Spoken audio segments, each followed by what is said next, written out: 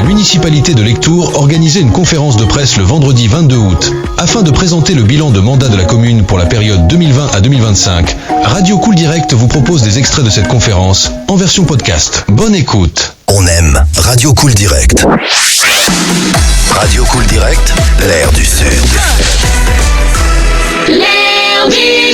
Alors moi je suis arrivé un an après à ce poste-là pour les deuxièmes élections, hein. 2021. Donc les deux premières choses qui ont été mises, qui étaient nouvelles pour moi dans cette délégation, c'était que je tenais à ce qu'il y ait un festival de blues à Lectoure. Pour eux, c'était quelque chose qui manquait dans la ville.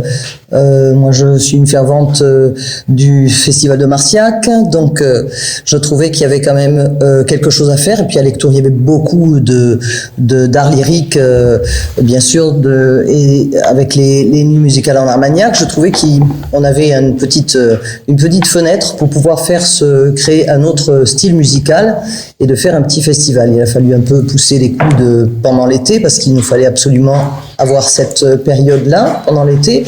Et ensuite, le deuxième vraiment gros dossier, c'était le jardin. Le jardin que tout le monde connaît à Lectoure comme le jardin de Tolosa, qui était une friche depuis de nombreuses années et qui a permis, avec comité de pilotage, des artistes, des paysagistes, des gens de la société civile à Lectoure, parce qu'on a choisi donc des artistes et il fallait le mettre en musique. Donc voilà, c'est une commande du ministère de la Culture, donc extrêmement bien doté, mais bon, il a fallu vraiment le mener à terme, quoi, et puis faire en sorte que ça soit un endroit, c'est quand même une gageure de faire quelque chose, un jardin côté sud, quoi. On a trouvé de l'eau, on a creusé, on a trouvé de l'eau pour pouvoir arroser les cultures, les jeunes cultures pendant là ça fait 2 ans déjà que les cultures sont plantées, et on l'a inauguré en juin pour la journée des jardins. Et donc maintenant c'est à la population à se l'approprier, c'est-à-dire que c'est un jardin et une œuvre d'art. Il faut y faire attention, surtout dans les cultures, dans toutes les plantations, mais on va y faire des spectacles, on peut se l'approprier, faire des choses. Donc il y a beaucoup d'écoles qui ont participé d'ailleurs, qui ont vraiment participé à la mise en route aux plantations, c'était en février, c'était en hiver, et qui viennent avec leurs enseignants pour pouvoir apprendre, pour pouvoir s'instruire sur qu'est-ce que c'est que toutes ces plantes particulières qu'on a mis côté sud, en sachant que bien sûr il y avait des codes couleurs aussi qu'on a essayé de respecter. Bon, voilà, c'est vraiment une équipe, un travail avec le Pays Porte de Gascogne, avec des fonds européens, avec l'ADRAC surtout. Donc ça a été très intéressant et très bien pour les Lectourois. Il me semble que vraiment ce côté du sud de la ville, qui soit un endroit pas privé, puisqu'il y a beaucoup de jardins privés du côté sud. Voilà pour ça. Et donc le Blue Blues suit son cours tous les étés, donc ça c'est plutôt bien, et monte en puissance. Les podcasts culturels. Alors les podcasts culturels, ça a été quelque chose.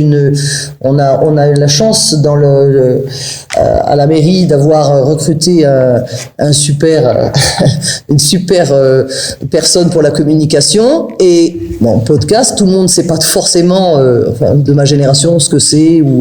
Donc Kossa, qui est là derrière vous, m'a dit ça serait bien, et culturel bien sûr. Donc on l'a baptisé l'Oppidum, puisque c'était quand même un petit clin d'œil à notre situation géographique à Lectoure. Et on a établi des listes de personnes, des personnalités culturelles dans Lectoure, des écrivains, des sculpteurs, des peintres, des chanteurs, des acteurs de théâtre, toute une gamme de personnes. Et on les a fait parler donc sur leur métier, sur Lectour et donc c'est en ligne régulièrement. Enfin bon, COSAL est en ligne, on peut tous les consulter. Ensuite, la médiathèque. Alors la médiathèque, on y viendra après.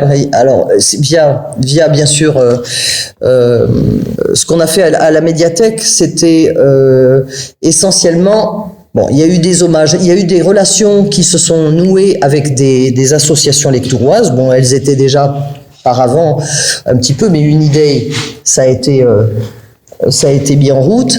Il y a eu un hommage à Jean-Claude Pertuzé qui s'est fait l'année dernière durant 15 jours. Ça, c'est une initiative de la société civile, puisque c'est Aline et Michel Salanier qui se sont occupés de ça et qui sont venus nous présenter le projet. Et bien sûr qu'on a dit oui. Jean-Claude Pertuzé étant un lectourois, qui a laissé quand même une certaine empreinte. Et donc on a élaboré avec la médiathèque toute une pléiade de manifestations pendant les 15 jours. Voilà. Donc c'est pour vous montrer que la culture, c'est aussi aller chercher des gens qui font du travail culturel ou du travail de recherche, et qu'on puisse les amener à leur donner une plateforme pour pouvoir s'exprimer. Pour le cinéma, alors le cinéma en plein air, ça fait 2 ans qu'on en parle, et puis ça a été la première fois donc cet été.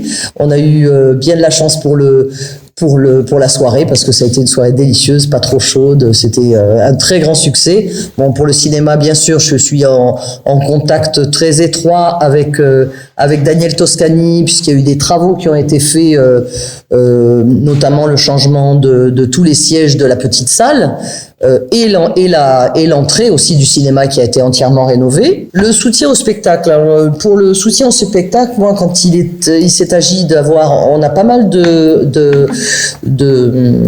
compagnies de théâtre. On en a des privés et on a des compagnies associatives. Donc les associatives avaient déjà pignon sur rue avec leurs cours et donné leur spectacle.